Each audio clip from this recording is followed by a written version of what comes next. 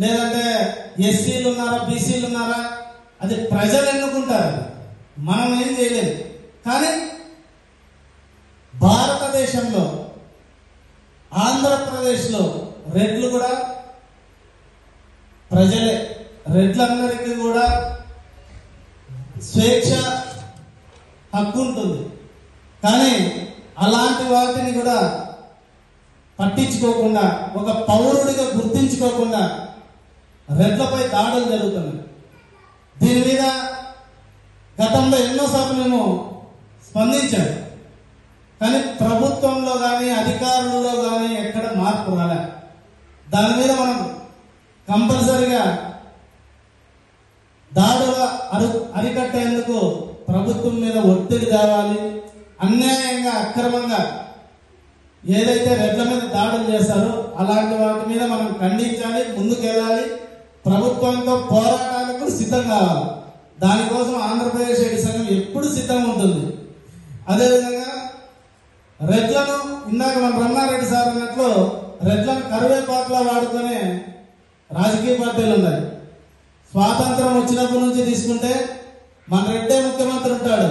కానీ ఇంతవరకు యాడా కూడా ఎస్సీలకు కళ్యాణ మండపాలు ఉన్నాయి, బీసీలకు కళ్యాణ మండపాలు ఉన్నాయి, ఇతర కులాలకు కళ్యాణ మండపాలు ఉన్నాయి. కానీ రెడ్లకు కళ్యాణ మండపాలు ఉండేది నాకు తెలిసి ఆంధ్రప్రదేశ్ లో స్వచ్ఛందంగా ఆయా జిల్లాల్లో ఒక 10 మంది 20 మంది కోటీశ్వర్లు ఉంటే వాళ్ళు చేసుకున్నారు. కానీ ప్రభుత్వం ద్వారా ఎక్కడా కూడా మనకు సహకారం లేదు. ఇంతమందిని మళ్ళా ముఖ్యమంత్రులు చేసాం మనం. ఒక్క చోట ఒక్క సెంటు భూమిలే. ఈరోజు గ్రామ స్థాయిలో మండలాల్లో పోలీస్ స్టేషన్లకు కానీ, ప్రభుత్వ ఆసుపత్రులకు కానీ, లేదంటే పశువుల ఆసుపత్రికి కానీ, పాఠశాలలకు కానీ భూములు ఇచ్చిండేది ఎవరు అంటే మన రెడ్లే. మన రెడ్లు కూడా కళ్యాణ మండపం కట్టుకుండేకో, లేదంటే ఒక పేద విద్యార్థులకు వసతి గృహం నిర్మించుకుండేకో ఒక్క స్థలం కూడా ఉంచుకోలేదు. ఈరోజు ప్రభుత్వం కూడా, గత ప్రభుత్వాలు కానీ ఈ ప్రభుత్వాలు కానీ మనల్ని కరివేపాకు వాడుకున్నాయి. కానీ ఇదే ఈ రోజున లోకేష్ బాబు ఉన్నాడు. గత ప్రభుత్వం అంటే మన రెడ్లకి అన్యాయం చేసిందనే ఇందాక సారు చెప్పినారు, అందరూ చెప్తారు. దానివల్ల ఓటమి చూశారు. ఇది 100%. జగన్మోహన్ రెడ్డి గారికి తెలుసో తెలీదో నాకు తెలుసు. కానీ మనమంతా కూడా ఒప్పుకోవాల్సిందే. అయితే ఇప్పుడు లోకేష్ గారు పాదయాత్ర చేస్తూ ఇదే ఉమ్మడి అనంతపురం జిల్లాలో నేను రెడ్లకు అండగా ఉంటానని రెడ్డి సంఘం సమావేశం తాడిపత్రిలో పెట్టాడు. ఎక్కడ ఈరోజు అధికారం వచ్చింది, సంవత్సరం దాటింది. ఏ ఎస్సీ కార్పొరేషన్ చైర్మన్ పెట్టాడు, బీసీ కార్పొరేషన్ చైర్మన్ పెట్టాడు. కానీ లాస్ట్ కి బలిజ కార్పొరేషన్ పెట్టాడు. ఆ తర్వాత అన్ని కార్పొరేషన్లకి చైర్మన్లను పెట్టి పాలకవర్గం పెట్టి వాళ్లకు నడిపిస్తున్నారు.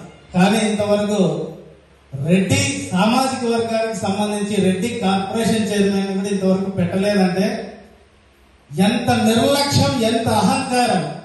కాబట్టి ఈ విషయం మీద కూడా నేను ఇక్కడ పార్టీ గురించి మాట్లాడుతున్నా. అంటే రెడ్లను వాడుకోవడం తెలుసు, కానీ రెడ్లకు న్యాయం చేయాలి, పేద రెడ్లకు తోడుగా ఉండాలనే ఆలోచన, జ్ఞానం లేకోకుండా ఉన్న నాయకుల పట్ల మనం గట్టిగా ఉండాలి. ఎక్కడా కూడా వెనకడుగు వేయకూడదు. కాబట్టి అలాంటి పార్టీల పట్ల, అది ఏ పార్టీ అయినా కానీ, వైఎస్ఆర్సీపీ కానివ్వండి, టీడీపీ కానివ్వండి, బీజేపీ కానివ్వండి, కమ్యూనిస్టులు కానివ్వండి, ఏ పార్టీ అయినా రెడ్లను నిర్లక్ష్యం చేస్తే ఎలా ఉంటుందని 2019లో చంద్రబాబుకు రుచి చూపించాం, 2024లో జగన్మోహన్ రెడ్డి రుచి చూపించాం. భవిష్యత్తులో కూడా కంపల్సరీ రెడ్లు ఐక్యంగా ఉంటారు. అది తెలియదు చాలా మందికి, బయట కనబడితేనే ఐక్యంగా ఉన్నట్టు కాదు. రెడ్లు ఏ నిర్ణయం తీసుకుంటారో అదే పార్టీనే గెలుస్తుంది, వ్యతిరేకిస్తారో ఆ పార్టీ ఓడుతుంది. కాబట్టి రాజకీయంగా చాలా జాగ్రత్తగా ఉండాలి.